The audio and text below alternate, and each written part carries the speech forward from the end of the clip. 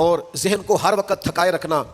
اور طبیعت کو ہر وقت اوور تھنکنگ کرتے کرتے اپنے آپ کو پریشان کر دینا. ہم کہاں الجھے ہوئے ہیں, کہاں سکون تلاش کر رہے ہیں, کہاں ہم نے اپنے آپ کو الجھا دیا ہے, کن بے معنی اور بے مقصد باتوں میں ابحاث اور بحثیں کر کر کے اپنے آپ کو پریشان کیے ہوئے ہیں. آئیے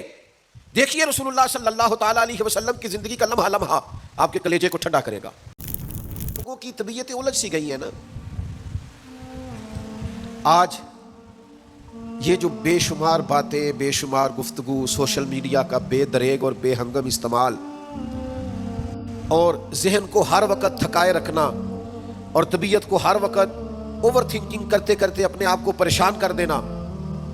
یہ جو ساری بے چینی ہے, یہ جو سارا اضطراب ہے, یہ جو ساری ہماری طبیعتیں الجھ سی گئی ہیں. ہر آدمی کو دوسرا دشمن نظر آتا ہے اور ہر ایک کو دوسرا اپنا مخالف دکھائی دیتا ہے,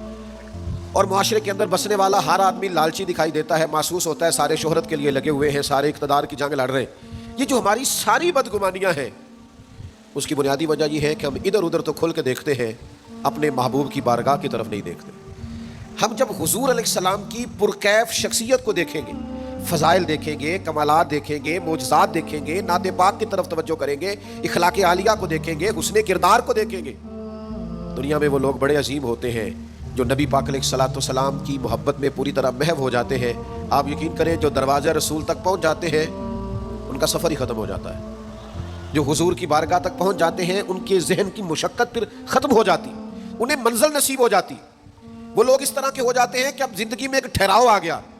اب سکون نصیب ہو گیا, اب اطمینان قلبی مل گیا, اب مقصود ہاتھ آ گیا ہے, منزل مل گئی ہے. نوجوانوں بہت زیادہ نہ الجھا کرو یار, بہت زیادہ پریشان نہ ہوا کرو. جب دل بڑا گھبرا جائے نا تو اپنے نبی پاک کی سیرت کو پڑھا کرو, حضور کے احوال شریفہ کا مطالعہ کیا کرو, ان کے حسن کی بات دیکھا کرو, جمال کی بات دیکھا کرو, کمال کی بات دیکھا کرو, محبوب کے بانٹنے کا انداز دیکھا کرو, نوازنے کا انداز دیکھا کرو, نبی پاک کا دشمنوں کو معاف کرنے کا رنگ دیکھا کرو, حضور کا عطا کر دینے کا انداز دیکھا کرو. معاشرے میں, سوسائٹی میں ہر طرف بے راہ روی ہے, سارے دشمن ہیں, لیکن محبوب تبلیغ بھی اطمینان سے کرتے ہیں,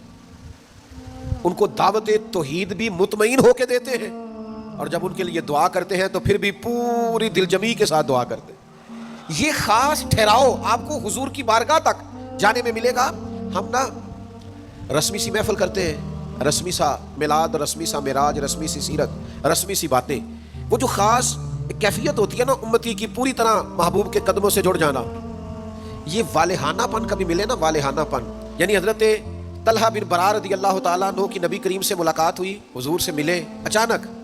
اور دوڑ کے جا کے نا تو نبی پاک کے قدموں سے لپٹ گئے, اور پھر لپٹے ہیں اور والہانہ انداز ہے اور وارفتگی دکھا رہے ہیں اور عشق کا مظاہرہ کر رہے ہیں, اور پھر اسی درد اور تڑپ میں عرض کرنے لگے حضور مجھے کوئی حکم کرے میں فوراً تعمیل ارشاد کروں گا, کچھ فرما دیں. یہ والہانہ پن, یعنی کبھی آپ بڑے بے چین ہو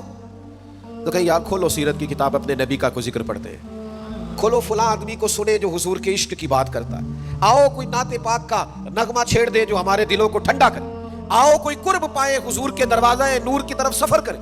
ہم کہاں الجھے ہوئے ہیں, کہاں سکون تلاش کر رہے ہیں, کہاں ہم نے اپنے آپ کو الجھا دیا ہے, کن بے معنی اور بے مقصد باتوں میں ابحاث اور بحثیں کر کر کے اپنے آپ کو پریشان کیے ہوئے ہیں. آئیے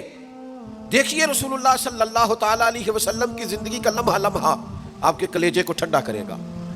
آنکھوں کو سکون دے گا, باطن کو پاکیزہ کرے گا, سوچوں کو نکھار دے گا. کہہ لینے دو مجھے یہ جملہ, حضور سے پیار کرو, جینے کا بھی مزہ آئے گا, مرنے کا بھی مزہ آئے گا, لطف نصیب ہو جائے گا, سرور نصیب ہو جائے گا, ایک کیف سا میسر آ جائے گا. حضور کی بارگاہ عالی مرتبت تک جڑو,